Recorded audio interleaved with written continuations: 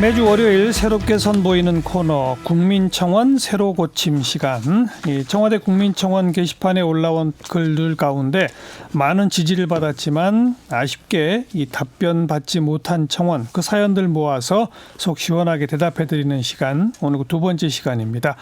오늘 새로 고침할 청원은 이 디스크 수술 후에 의료 과실로 사망한 제 딸의 억울함을 풀어주세요, 이런 제목의 청원이었어요. 8만 8천 명 넘게 동의해 주셨는데 20만 명을 못 넘어서 아무튼 답변까지 가진 못했었죠. 청원 내용부터 다시 한번 들어봅니다. 오늘날 대한민국은 의료 선진국이라 할 만합니다. 이런 대한민국에서 평소 건강하던 제 딸이 디스크 수술을 받고 병원에 입원해 있던 중 의식을 잃고 쓰러진 뒤 24시간도 안 돼서 사망하는 사고가 발생했습니다. 병원 수술실에는 CCTV가 없어서 수술이 어떻게 진행됐는지 알 수가 없습니다. 이 늙은 아버지에게 병원이 잘못했다는 것을 밝혀내라고 하는 것이 의료 선진국 대한민국입니까?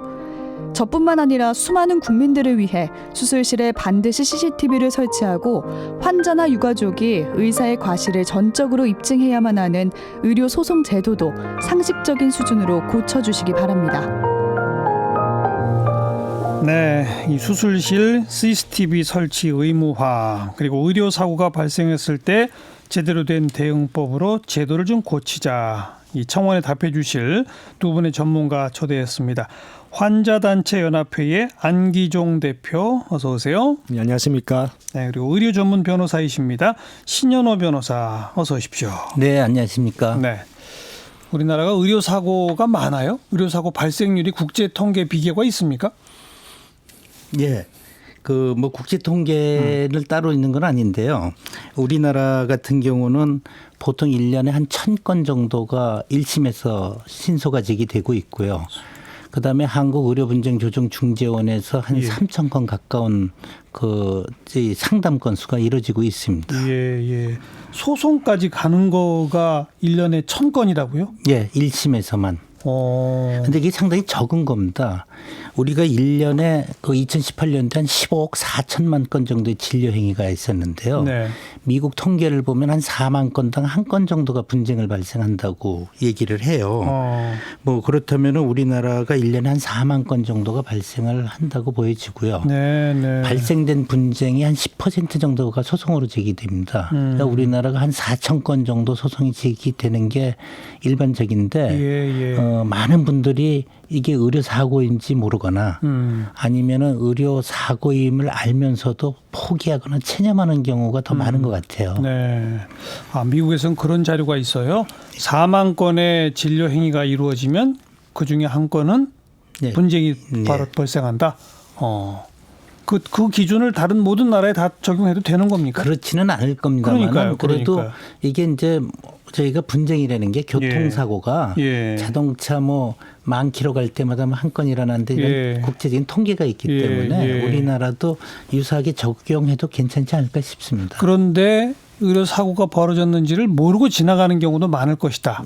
실제 그렇죠? 예, 상당수가 의료사고가 발생을 했다는 것 자체를 모르는 경우가 상당수죠. 그렇죠. 예를 들면 의료행위가 워낙 전문적인 영역이고요. 의과대학교 6년에 인턴 2년에 레지던트 4년에는 아주 전문적인 영역이고 그다음에 진료 기록이 되게 엄밀성이라고 해서 굉장히 어려운 의학용어로 되어 있고 다 영어로 되어 있습니다. 그렇죠. 사실은 의료사고를 밝히기도 쉽지가 않고 또 의료진이나 의료기관이 은폐를 합니다. 진료 기록을 조작하는 경우가 많이 있거든요. 사실 조작해도 사실 알 수가 없기 때문에 의혹이 있다 하더라도 밝히기가 쉽지 않은 거죠. 네. 지금 요 청원에 올라간 것처럼 디스크 수술 후에 입원해 있는데 24시간 안에 사망했다. 심지어 사망까지 이르고 이러는 상황에서는 의심을 해볼 거예요. 그죠? 근데 만약 사망까지는 아니고 조금 심하게 앓았다든지 그러면 그냥 그런가 보다 하고 넘어가기도 하고 그런 거 아니겠어요? 사실은 이제 보통 의료사고가 발생하게 되면 의료진이 이제 책임을 은폐하기 위해서 환자나 환자 보호자가 의료진의 지시를 좀 따르지 않은 것에 대한 이야기를 하면서 책임을 떠는 것도 사실 있거든요. 그래서 마치 자식이나 가족을 자기가 좀 이렇게 잘못한 것처럼 죄책감에 사는 그런 의료사고 그 피해자들도 가족들도 많이 있거든요. 자, 그래서 이제 오늘 중점적으로 다룰 내용은 딱 두 가지입니다. 핵심적으로 요약하면 하나는 수술실에 CCTV 설치를 의무화해야 하느냐 말아야 되느냐 이 쟁점이고, 또 하나는 의료사고가 발생했을 때 이건 사고다라고 하는 입증 책임을 피해자에게 지우느냐 병원 측에 지우느냐, 이제 두 가지 쟁점 아니겠어요? 먼저 CCTV에 대해서 신 변호사님 어떻게 생각하세요? 예, 결국은 이게 이제 기본권 충돌의 문제라고 생각을 해요. 환자 입장에서는 알 권리도 가지고 있고 뭐 인간으로의 존엄과 가치권을 보장을 받아야 되는데 의사 입장에서는 또 프라이버시 권리도 있고 또 직업 수행의 자유권도 있고 이게 뭐 누군가 감시한다 그러면은 위축될 수도 있거든요. 그럼 두 개의 기본권을 어느 걸 우선할 것이냐. 근데 뭐 헌법적인 가치를 보면 결국은 피해자, 사회적 소수자, 환자 입장에서 우선권을 줘야 되지 않을까 싶습니다. 그래서 환자가 내가 하는 수술에 대해서는 녹화해달라, 녹음해달라 해주면은 해줘야 되는 게 이게 헌법적 기본권이나 의료법이나 진료 계약의 채권인 것 같아요. 네. 안 대표님 어떻게 생각하세요? 그 사실은 그 수술실에 CCTV를 설치하게 되면 가장 인권 침해를 많이 당하는 그 사람은 의사가 아니라 환자거든요. 실제적으로 이 수술의 모든 행위가 다 녹화되고 의료계에 주장하는 것처럼 이게 유출됐을 때 가장 큰 피해가 환자임에도 불구하고 뭐 설문조사에도 거의 90% 이상이 압도적으로 CCTV 설치를 해야 된다고 이야기하고 있거든요. 그게 현재 수술실을 바라보는 국민들의 그 안전에 대한 뭐 인권에 대한 기본 인식이라서 뭐 지금은 CCTV 설치가 필요하다는 게 뭐 저희 의견입니다. 근데 앞에 신 변호사님이 지적하신 그런 서로의 가치 충돌도 있습니다만 의사 쪽에서 나오는 이야기 중에 제일 큰 게 CCTV를 두면 아예 위험한 수술은 안 하려고 할 거다. 적극적 의료 행위가 이루어지지 못해서 오히려 환자 목숨에 안 좋을 수 있다. 이런 얘기도 있잖아요. 그건 어떻게 보세요? 조금 너무 방어적인 것 같아요. 의사는 진료 거부 금지 의무도 있고요. 또 저희가 실무상 보면 의료인들이 CCTV를 설치를 해달라고 하기도 하고 심한 경우는 자기 진료실에 CCTV를 설치를 한 의사도 있어요. 환자한테 폭행을 당하거나 협박당하는 의사들이. 근데 역으로 이 개인정보보호법 때문에 환자 중에 조금 이 공격적인 분은 그걸 시비를 걸어서 또 고발을 해서 의사가 형사처벌 받는 사건도 경험을 해봤습니다. 그러니까 이게 의사들한테 불리한 거는 아니라는 거죠. 의사 집단 내에서도 의견이 엇갈리는군요. 근데 사실은 그 의사들이 잘 모르는 내용이 하나가 있는데 뭡니까? 2016년도에 수술의 설명 의무가 도입이 됐거든요. 의료법에요. 그래서 사람의 생명 또는 신체에 중대한 위해를 발생할 우리가 있는 수술할 때는 설명도 하고 또 이렇게 반드시 문서로 사본으로 문서로 해주게 돼 있습니다. 그러면 설명을 충분히 했다라고 하는 증거가 있고 또 CCTV까지 있으면 오히려 환자들이 좀 이렇게 불필요한 소송을 제기했을 때 오히려 바로 그냥 입증이 가능하니까 오히려 그런 문제를 해소할 수 있거든요. CCTV 대신에 수술 블랙박스라고 하는 것도 있다는데 그건 뭐 어떤 거예요? 수술 블랙박스라는 제가 게? 좀 공부를 좀 하고 왔습니다. 사실 좀 특이한 경우라서 그 캐나다 토론토의 그 세인트 마이클스 병원에서 그 외과 의사가 이제 막상 이제 수술을 하다 보니까 굉장히 의료 과실들이 많이 발생하는 거죠. 그러다 보니까 그 블랙박스처럼 거기에다가 카메라도 설치하고 녹음기도 설치하고 그 각종 의료 기기를 다 연결해서 맥박이나 호흡 같은 건 다 측정하게 만든 거죠. 그거는 CCTV는 기본이고 근데 CCTV는 거기다 추가로 더 CCTV는 저 이제 이 한쪽 벽면 끝 벽면에다가 해서 전체를 볼 수 있게 돼 있는데 요거는 수술하는 장면 수술 부위를 촬영하도록 돼 있습니다. 그러니까 관점이 전형적인 감시가 아니라 이제 수술하는 과정에 발생할 수 있는 그런 이제 실수나 그런 이런 것들을 좀 확인해서 그래서 이제 이런 일이 발생하지 않도록 하는 전형적인 의사 관점에 의사 필요에 의해서 수술 장면을 녹화하고 음성도 녹음하고 각종 무슨 처치를 했을 때 뭐 혈압이 어떻게 변하고 뭐가 어떻게 변하고 또 다 기록하는 그렇죠. 그런 장치로군요. 2014년 나왔는데 2017년에 인공지능까지 결합을 시켜서 그러면 환자 입장에서는 사실은 그거를 환자가 받으면 또 소송이 굉장히 유리할 수가 있는데 그러네요. 결국은 누가 유리하냐 불리하냐의 영역으로 작용하고 있더라고요. 주요 의료 선진국들은 수술실 CCTV가 지금 제도적으로 어떻게 돼 있어요? 예, 하는 경우도 많이들 있습니다. 그러니까 요새도 어느 이제 의사 선생님들 입장에서는 아예 환자들이 오면은 녹음을 하도록 하시는 분도 있어요. 네. 이 다음에 설명 안 해차고 네. 자꾸 때를 쓰는 환자들이 있대요.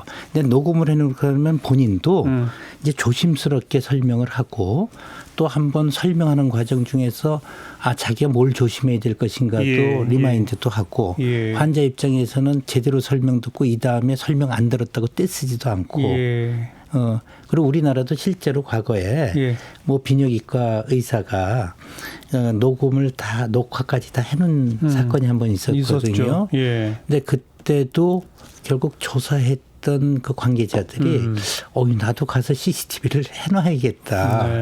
그런 그 교육 효과가 한 번 있었습니다. 일단 논란이 되고 있고 지금 현재 경기도에서 6개 공공병원에 수술실 CCTV를 설치해서 운영하고 있죠. 네. 그 물론 이제 수술을 받는 환자가 요청하거나 동의할 때만 하는 거죠. 그 동의율이 꽤 높다고요? 67%? 67% 정도죠. 3분의 2가 다 하자라고 한다는군요. 네. 사실은 이제 경기도 같은 경우에는 환자만 동의해서 되는 게 아니라 의료진도 동의를 해야 됩니다. 양쪽 다 동의할 때. 현재 이제 수술실에 CCTV 설치 법이 국회에 제출돼 있는데 거기는 의료진의 동의를 받는 건 아닌데 경기도에서는 아예 의료진의 동의를 받을 수 있도록 이렇게 지금 시행하고 있습니다. 네, 법 강제성을 띈 법 통과 이전이니까 일단 자율적으로 하고 있는 거고 법은 아직 논란이라서 결론은 못 내고 있는 상태 한마디로 그런 거죠. 진도가 전혀 안 나오고 있습니다. 자, 이게 또 중요한 이유가 의료사고가 발생했을 때 또 의료사고라고 의심될 때 피해자 측이 입증 책임을 지는 게 현재 우리의 소송 시스템이라면서요. 네. 근데 피해자는 환자잖아요. 의사가 아닌 비전문가 아닙니까? 네. 비전문가가 이건 의료 과실 사고다라고 하는 걸 어떻게 입증하죠? 어렵죠? 상당히 어렵습니다. 그렇죠. 특히 진료 기록이 조작이 되거나 진료 기록이 생략이 되면 환자 입장에서는 입증할 방법이 거의 없어요. 그렇죠.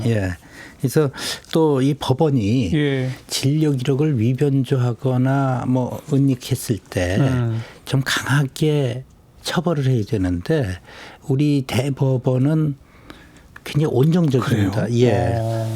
뭐 그 기억의 소실이라든지 뭐 쓰는 기술 방법론상 좀 빠져도 뭐 그걸 가지고 과실을 추정할 수 없다. 이러다 보니까 왜 우리나라에서 음주운전이나 뇌물죄에 대해서 자꾸 온정적인 판결이 나오다 보니까 뭐 음주공화국, 부패공화국 소리까지 듣지 않습니까? 근데 이런 진료 기록 최소한 기재에 대해서만은 엄격하게 책임을 좀 부여했으면 하는 바람입니다. 아니 더 나가서 분쟁이 벌어지면 병원 측에서 과실이 없었음을 입증하게 하는 그런 나라들도 있어요. 지금 법제는 중국같이 공산주의 국가에서는 그렇게 하고 있는데요. 사실 이제 그 적극적인 당사자 환자 측에서 입증 책임을 부여를 해야 이게 소송의 남용은 막을 수 있습니다. 그런데 독일이 2013년도에 민법을 개정을 해서 의사가 지배하는 영역에서 생명을 잃거나 식물인간이 된 것 같이 중대한 악결과가 발생했을 경우에는 과실을 추정하는 법을 만들었어요. 그러니까 환자 입장에서는 수술 받았다고 그다음에 생명을 잃었다는 정도만 입증을 하면 의료기관에서 우리로서는 그 진료 지침대로 다 했다. 그걸 입증해야 된다. 그런데도 이건 불강력적인 사고라는 걸 입증하지 않으면 책임을 지도록 법을 개정을 했습니다. 독일이 그렇다? 네. 그 독일 외에는 여전히 그 피해를 입은 측에서 입증해야 되는 건 우리나라랑 같다. 그렇군요. 어떻게 생각하세요, 그 대목은? 사실은 환자 입장에서 의료 사고를 입증하는 것 자체가 사실은 거의 불가능하고 뭐 의료 소송 이야기하면 제일 많이 나오는 이야기가 뭐 계란으로 파헤치기, 뭐 백정백패 이야기 나오고 있는데 여기 지금 이 그 그 청와대 국민청원 했던 그 아버님께서 그 아버님인지 어머니인지 모르겠지만 늙은 아버지가 어떻게 입증을 하라고 그렇죠. 하냐. 이게 그렇죠. 과연 의료 선진국 맞냐 이제 이런 이야기를 하셨거든요. 예. 그래서 의료사고 피해자들이 사실 입증 문제 때문에 시도도 못 하고 있고요. 최근에 어떤 문제가 있냐면 변호사를 선임하는 비용이 예를 들면 1,000만 원 정도 든다. 그런데 대부분까지 다 최종 가서 마치 패소한다. 예. 그 같은 경우 패소 비용으로 몇천만 원을 또 물어야 되거든요. 그 입증에 대한 자신이 없으면 아예 아무것도 하면 소송도 시작을 못 하는 거죠. 그렇죠.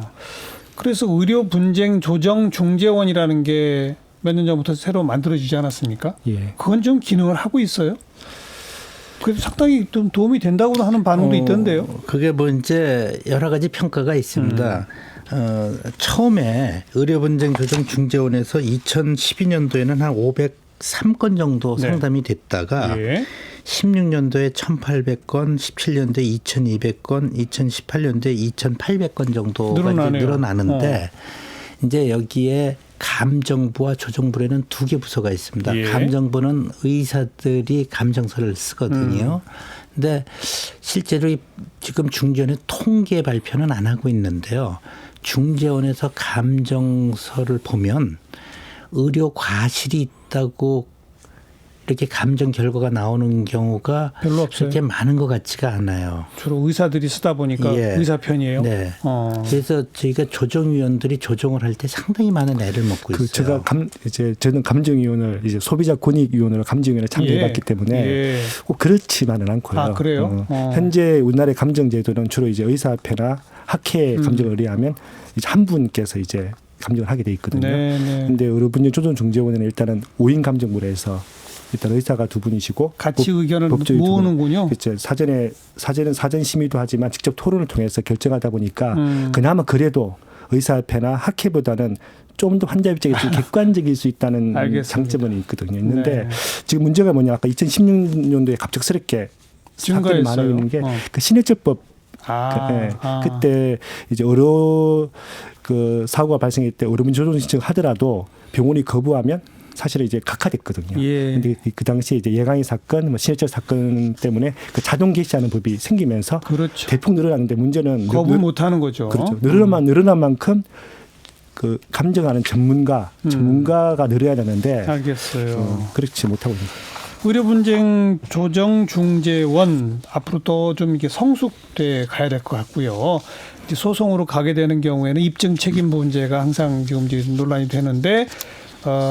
모든 입증 책임을 병원 측에 넘기는 거는 당장은 어렵다 하더라도 수술실 CCTV 요 문제만큼은 이제 국회 내에서 논의의 결론, 매듭을 좀 지어야 할 때가 온 것이 아닌가. 지금도 늦었죠, 어찌 보면. 지금 이제 국회가 이제 한 4개월 남았기 때문에. 그러니까요. 사실 국회에서 의지만 있으면 지금도 심의해서 통과를 할 수 있거든요. 알겠습니다. 오늘 국민청원 새로 고침 수술실 CCTV 설치 문제 생각을 좀 같이 나눠봤습니다. 환자단체연합회 안기종 대표, 의료전문 변호사 신현호 변호사 두 분 고맙습니다. 감사합니다. 고맙습니다.